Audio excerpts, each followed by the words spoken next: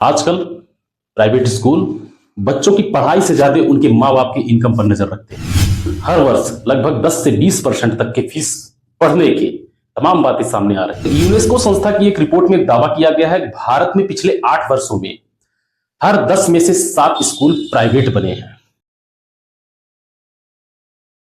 हर साल बिल्डिंगें बढ़ रही हैं, इंफ्रास्ट्रक्चर बढ़ रहे हैं, गैर जरूरी फैसिलिटियां बढ़ रही हैं और इन सब का भार डाल दिया जा रहा है बच्चों के अभिभावकों के ऊपर। जी हां, इन दिनों कुछ ऐसा ही हाल प्राइवेट मशीनरियों का या यूं कहें प्राइवेट स्कूलों का कुछ ऐसा ही चल वर्तमान में बढ़ चुका है, जो कि ये देखने में आ रहा है। साल बदला, बच्चों के क्लास बदले, अगर कुछ नहीं बदला तो वो पेरेंट्स की समस्या है। अगर आपको भी लगता है स्कूलों का हर साल फीस को लेकर मनमानी बढ़ती जा रही है तो ये वीडियो आपके लिए है। दोस्तों, आजकल प्राइवेट स्कूल बच्चों की पढ़ाई से ज्यादा उनके माँ बाप की इनकम पर नजर रखते हैं। इसके परिणाम स्वरूप हर वर्ष लगभग 10 से 20% तक के फीस पढ़ने की तमाम बातें सामने आ रही हैं। ये बोझ सीधा सीधा पेरेंट्स के ऊपर आ रहा है। प्राइवेट स्कूलों के इन मनमानी को लेकर भारत के कई राज्य परेशान हैं और इसको लेकर कई राज्य असंवेदनशील रवैया अभी भी बनाए हुए हैं। आइए आपको कुछ आंकड़ों से समझाने का प्रयास करता हूं। यूनेस्को संस्था की एक रिपोर्ट में दावा किया गया है कि भारत में पिछले 8 वर्षों में हर 10 में से 7 स्कूल प्राइवेट बने हैं।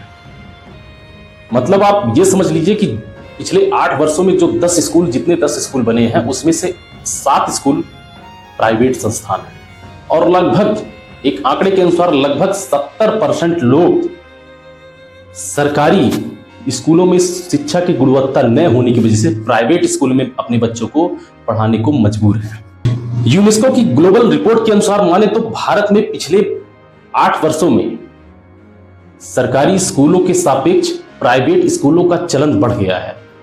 प्राइवेट स्कूल ज्यादा तेजी से अपने अस्तित्व में आना शुरू हो गए हैं और इसका एक ही परिणाम है, इसका कारण है सरकारी स्कूलों से अभिभावकों का वो विश्वास धीरे धीरे खत्म होना।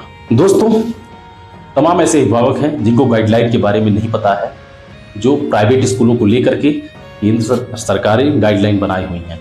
उन गाइडलाइन में एक गाइडलाइन ये भी है कि सभी प्राइवेट स्कूल अलग अलग कक्षाओं, अलग अलग क्लास के हिसाब से फीस निर्धारित करेंगे।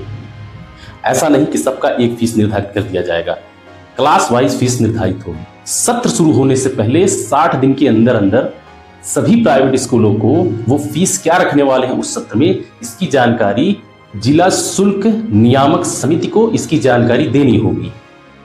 फीस की जानकारी वेबसाइट पर एवं सूचना पत्र भी अवेलेबल कराना जरूरी होगा। फीस भुगतान के लिए अभिभावकों पर प्रेशर नहीं डाला जाएगा।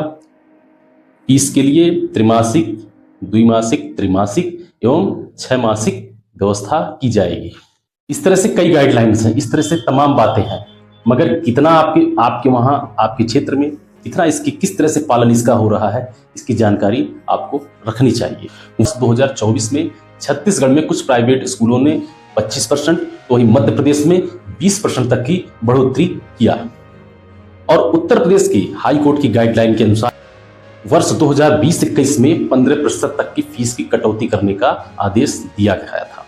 ये हाई कोर्ट द्वारा दिया गया था आदेश, पर शायद गाइडलाइंस धरी की धरी रह गई। सोचिए, मिडिल क्लास या आम गरीब जो दिन रात मेहनत करके अपने बच्चों के उज्जवल भविष्य के लिए अपनी गाढ़ी कमाई रखता है, उस पर क्या बीतती होगी जब उसके बच्चों के भविष्य को लेकर के इस तरह से अनियमित फीस की बढ़ोतरियां होंगी।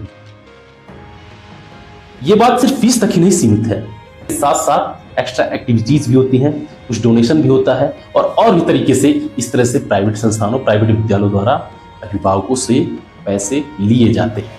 दोस्तों, कहने के लिए सरकार द्वारा अनियमित फीस या इलीगल फीस की बढ़ोतरी के लिए जिला स्तर पर व राज्य स्तर पर तमाम सारी इकाइयों का गठन किया गया है, पर क्या ये इकाइयां अपने सही तरीके से काम कर रही हैं?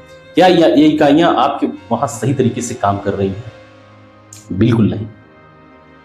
ये इकाइयां हैं local education officer, consumer forum और फीस रेगुलेशन कमेटी आदि। अब ये आप खुद जानते होंगे कि ये इकाइयां आपके वहां कितने सही से काम कर रही हैं, ये इकाइयां आपके वहां कितने सही ढंग से काम कर रही हैं। दोस्तों, इस पर उन सभी अभिभावकों को जरूर विचार करना चाहिए। सिर्फ सही स्कूल में या सही संस्था में, अपने हिसाब से सही संस्था में आपके बच्चे का भविष्य तो आप निर्धारित कर ही रहे हैं, उनका उत्तम भविष्य तो आप निर्धारित कर ही रहे हैं, मगर क्या आप अपनी जिम्मेदारियों का सही से निर्वहन कर रहे हैं? क्या अपने अधिकारों का सही से निर्वहन कर रहे हैं? क्या अपने अधिकारों का सही से प्रयोग कर रहे हैं? अगर इस तरह से अनियमितता आपको अपने वहाँ के स्कूलों पर या आपका बच्चा जहाँ पढ़ता है उस स्कूलों पर इस तरह से अनियमितता दिख रही है, तो आप इसको लेकर के संबंधित जिले की डीएम तक शिकायत कर सकते हैं, या जो विभिन्न इकाइयां इसके लिए बनाई गई हैं उसमें भी आप इसको लेकर के अपना शिकायत कर सकते हैं। ये आपकी एवं आपकी गाढ़ी कमाई की बात है, ये आपके बच्चे के भविष्य की बात है। नमस्कार, मिलते हैं अगली वीडियो में।